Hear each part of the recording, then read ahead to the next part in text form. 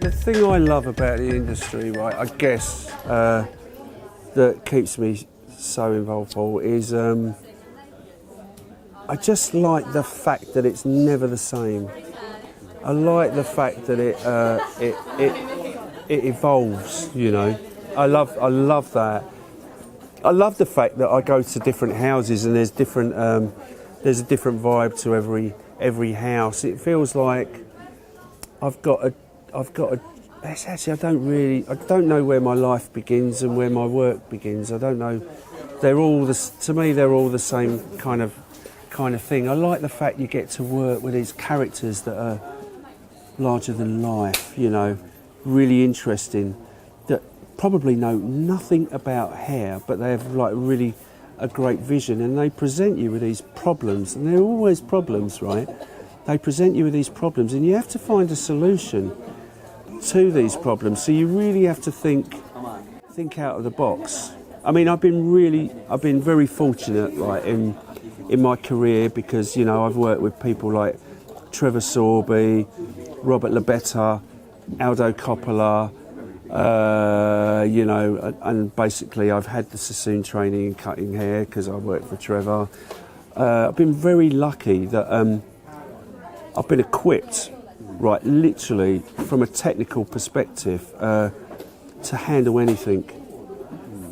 I can give you African, I can give you glamour, I can give you a haircut, I can give you natural, I can give you raw, I can give you punk rock, I can give you all of that.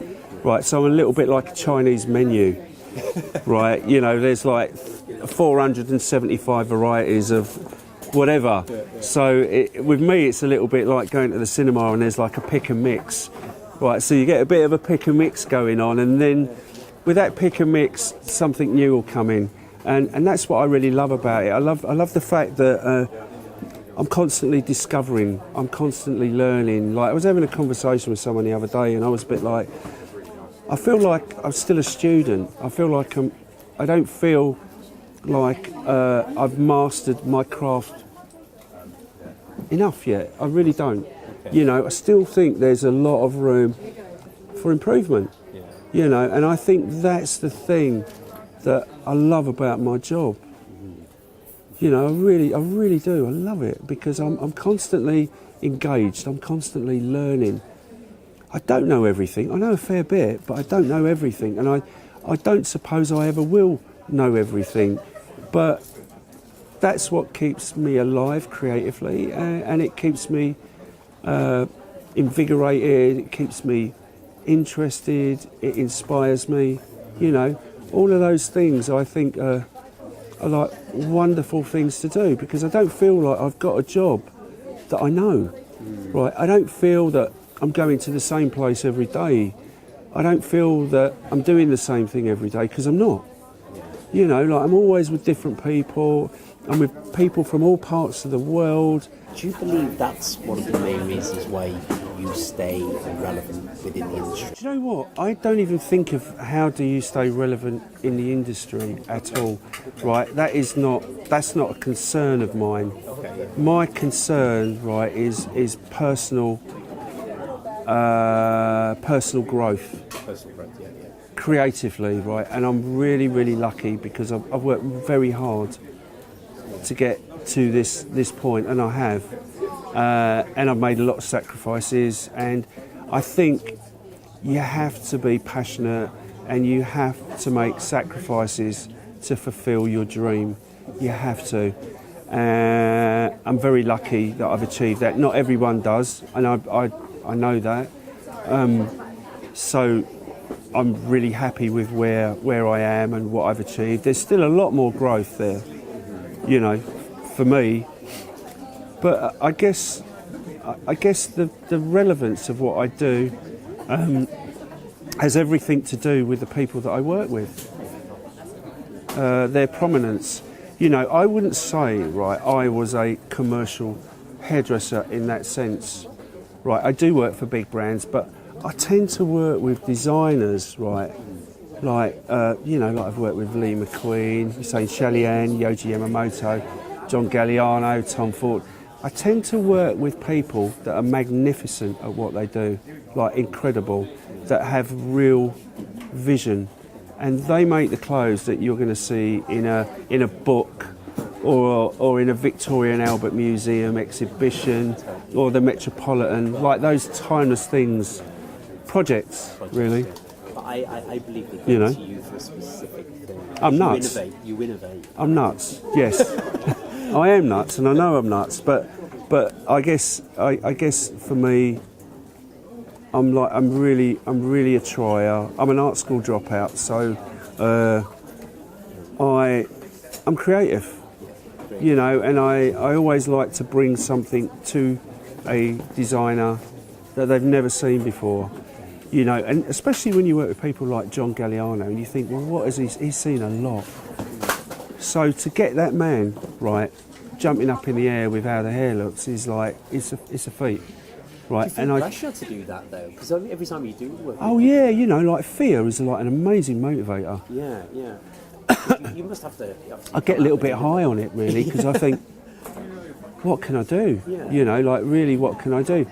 But you know, like you go to a fitting and the fitting's like it's a 4-day fitting. Like every girl, like 35 girls, they're a different character. Yeah. That's part of the show, right? So if you think right, you probably do about 4 or 5 fittings on one girl to get the look, Right. Okay. right? And you've got 30 girls. How many hairstyles would that say you do? 120 different styles and variations of those, right? So you probably do about 300 hairstyles for a show, right? And then, right, the evening before, you have we have a thing we call the allocation, where you allocate a look to a girl. Sometimes the look's a hybrid of a couple of looks, which you talk about, and sometimes, right, you just have a moment of inspiration where you're like, why don't we do this? And they go, what does it look like? And you nail a hairstyle in 10 minutes, like right in front of them. And I love that because what you're doing, right, is you're taking the designer on a journey, you're giving them an experience, and you're experiencing something else as well. And that for me is really exciting. Really, really exciting. And I work with people that are very free-spirited and, you know, very open and creative, that will give you the opportunity to step up to the equation and really, like, make a mark. You know, like there was one show we were doing with John, and he said, I want them to feel like, you know, like they've done their hair really fast, they've got out the shower. And I want it to feel like there's been a haste, you know, a bit of hair's caught in the clothes and stuff like that. And I said to him, how fast can they, you know, want to get out? And he went, fast. I said, could they forget to rinse the shampoo out of their hair? And he went, what do you mean? And I was like, well, why don't we like whisk some shampoo up, right, and make suds of shampoo and put it on the heads?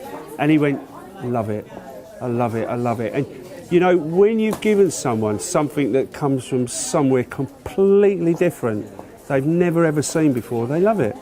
Because they know, right, that you're on that journey with them, you're there with them. Do you know what I mean? And I guess I tend to work with people like that are really spirited. I want to work with crazy people. I want to work with people with energy. I want to work with people that are pushing themselves. I want to work with people that have got something to say, got something to show. You know, they're not traditionalists and they're not relying on an old formula. They're trying to create a new formula, you know. Break boundaries almost. Grow, you know, like just grow creatively and have a real point of view. You know, do you know what I mean? And I love that. So best advice I ever had was from Trevor, and I think he just basically said to me, you've got to live for what you're doing. And I think he's totally right about that, because I think you really have to be really passionate about what you do, you know, really, and work very hard. You know, work really hard at what you're doing. And the other advice, you know, came from a friend of mine who's an artist, and he went, you know, like, you've got to make mistakes to learn. right? You're never ever going to get it right all the time, but sometimes, right, a mistake that you make can lead you to on a path, right, that you would never ever thought of, and be quite magical. And if I ever do make a mistake in a fitting, I tend to go with it. I like them. I call them like happy mistakes, because I feel like I'm being led to go down this road even though I don't know it. So I have the faith to kind of push on through.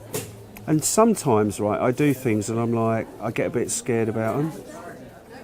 And instead of bringing them back, like, I push myself even further and go through that fear, and you can always end up in somewhere quite magical. Because I think in life, you have to have conviction, and you have to put your bits on the block. You really do, because I think nothing great comes out of no risk.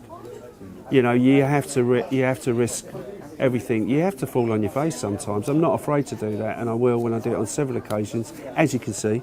And I don't mind that at all, because I'd literally do anything to get to a place that's interesting.